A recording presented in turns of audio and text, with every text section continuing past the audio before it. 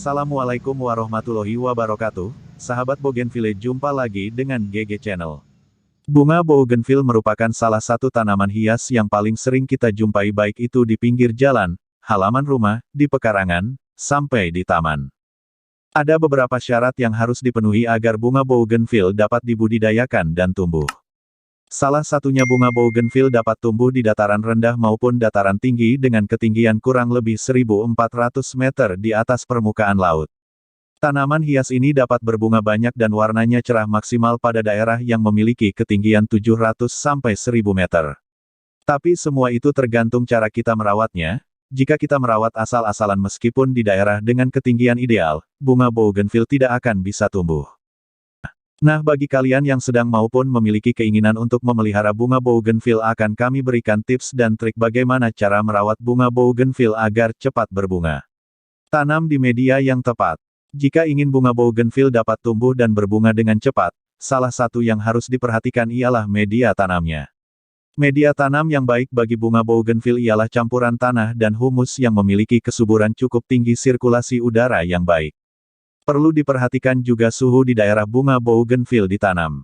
Bila ditanam di daerah bersuhu dingin, tidak disarankan untuk meletakkan bunga menanam di luar ruangan, outdoor, sebab pada iklim yang lembab bunga bougainville tidak akan berbunga.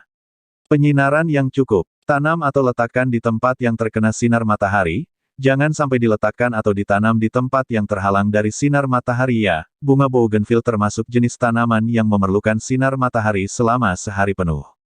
Penyiraman yang cukup. Penyiraman yang teratur sangat mempengaruhi perkembangan bunga bougainville. Bila terlalu banyak atau terlalu sedikit penyiraman, maka akan menghambat pertumbuhan bunga bougainville. Lakukan penyiraman bunga bougainville sehari 2 kali pagi dan sore dengan jumlah secukupnya.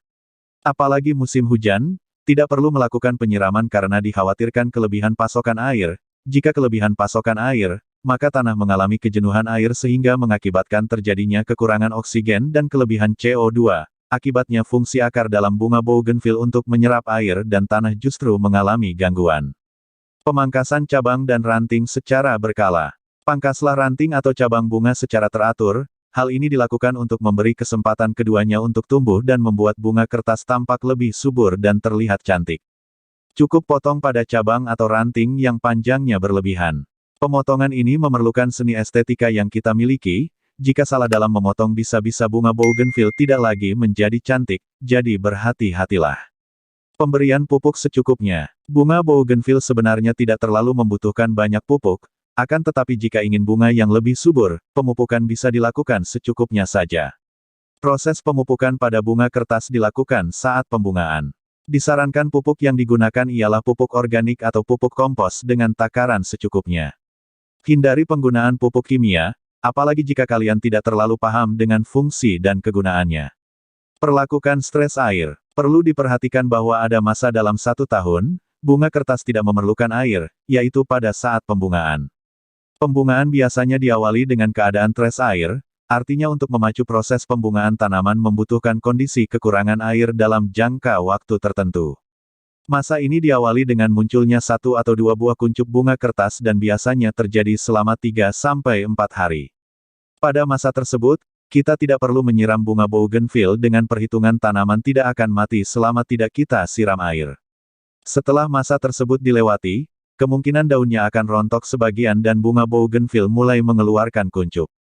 Semoga dengan adanya ulasan tersebut dapat berguna dan bermanfaat bagi kalian semua. Terima kasih banyak atas kunjungannya di GG Channel. Sampai jumpa di postingan berikutnya.